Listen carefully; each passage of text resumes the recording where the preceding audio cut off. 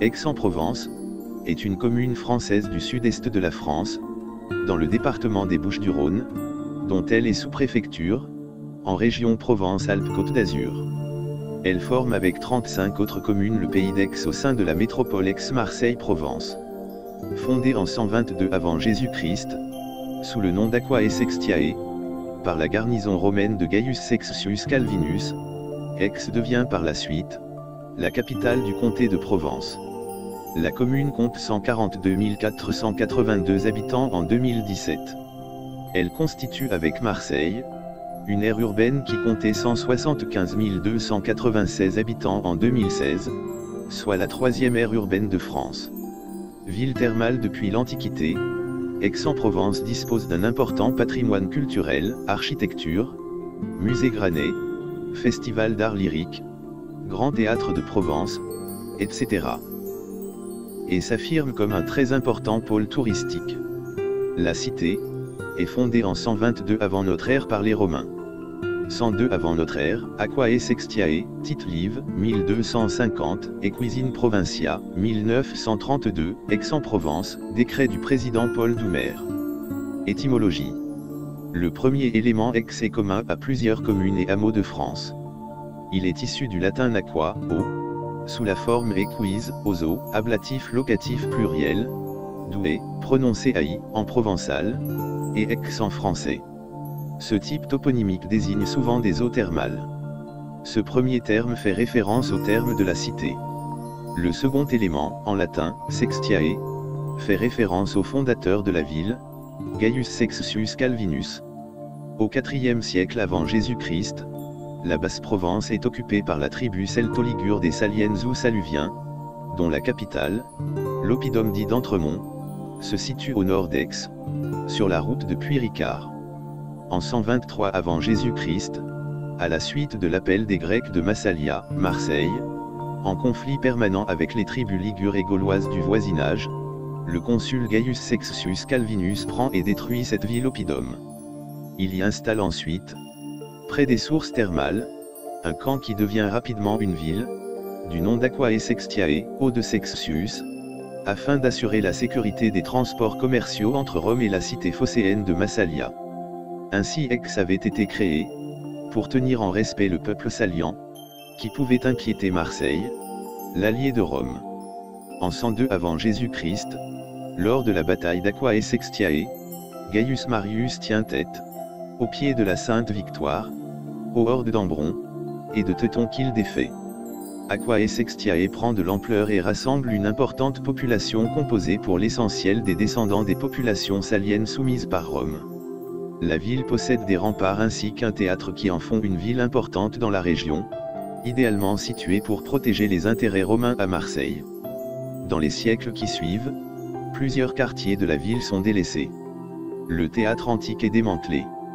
Cet état ne signifie pas une décadence d'Aix, mais simplement une nouvelle organisation territoriale des espaces habités.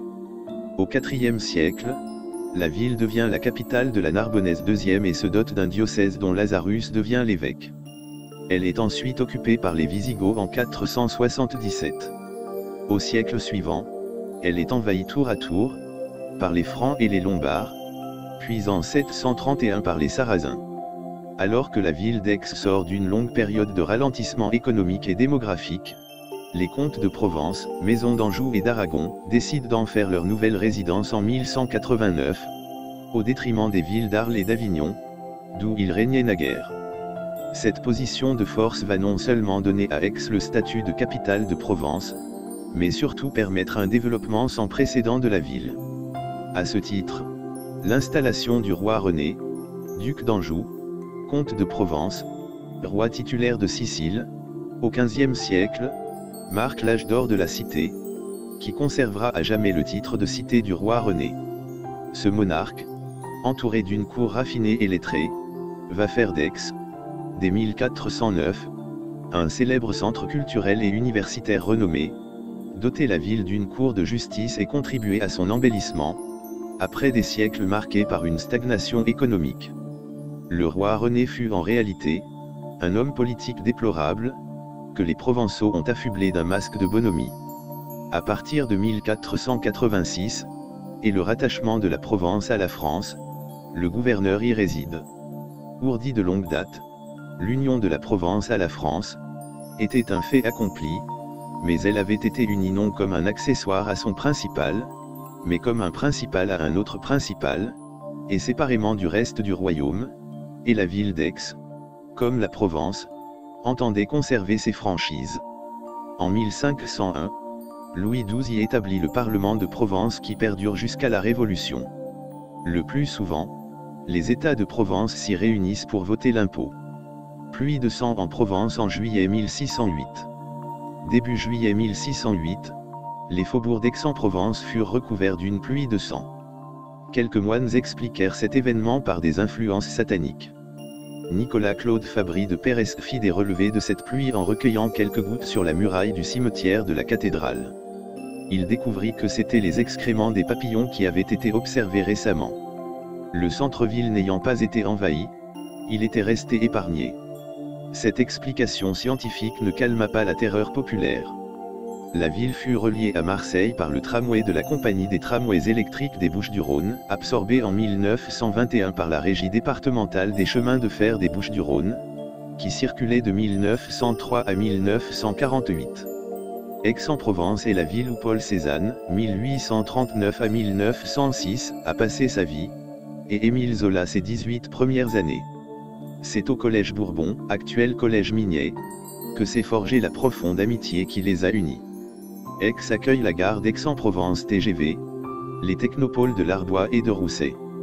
Aix compte en outre de nombreuses universités, lettres, droit, économie, sciences politiques, arts et métiers, beaux-arts. La ville a fêté le centenaire de la mort de Cézanne, avec notamment l'exposition internationale au musée Granet, Cézanne en Provence, du 9 juin 2006, au 17 septembre 2006, qui a rassemblé près de 120 œuvres du maître, sur le thème de sa chère Provence. La devise « Ville d'eau, ville d'art » attribuée à la ville d'Aix-en-Provence, trouve sa justification dans les nombreuses manifestations culturelles que la ville accueille chaque année. Au premier plan, figure le Festival international d'art lyrique, dont le programme est régulièrement retransmis en direct ou en léger différé par plusieurs chaînes de télévision nationales. C'est un festival d'opéra et de musique classique créé en 1948 et qui a lieu chaque été. Il s'agit d'un des grands festivals lyriques européens, avec une affinité particulière pour les opéras de Mozart. Les représentations données à l'origine, en plein air, dans la cour de l'ancien archevêché sont réparties aujourd'hui sur plusieurs sites. Le théâtre de l'archevêché, le Grand Théâtre de Provence, construit en 2007, le théâtre du Jeu de Paume, et l'hôtel Meignier d'Oppède, en sont les principaux. D'autres manifestations culturelles notables peuvent être évoquées, notamment le Festival de Pâques, le Festival de la chanson française du Pays d'Aix, le Festival littéraire, le Printemps des lettres méditerranéennes, le Zig-Zag Festival, ou encore les rencontres du 9e art, consacrées à la bande dessinée et organisées annuellement depuis 2004. En urbanisme, Aix a la chance d'accueillir le festival Images de Ville, l'un des plus graphiques et attractifs de France. Également, de mi-février à fin mars, la ville accueille une foire au manège avec une centaine d'attractions en tout genre, sur le parking du stade Carcassonne.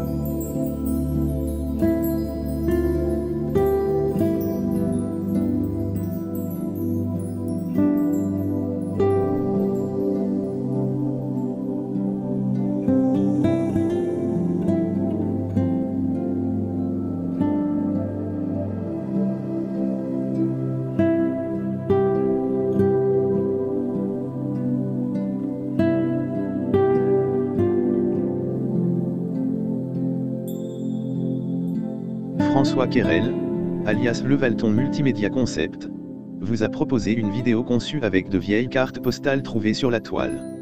Certaines autres sont issues de mes collections personnelles.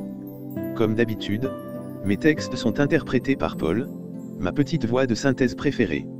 Mes sources sont issues notamment de mes recherches sur wikipedia.com. Le montage et l'illustration musicale sont conçus avec Cyberlink Power Director, Ultimate 365.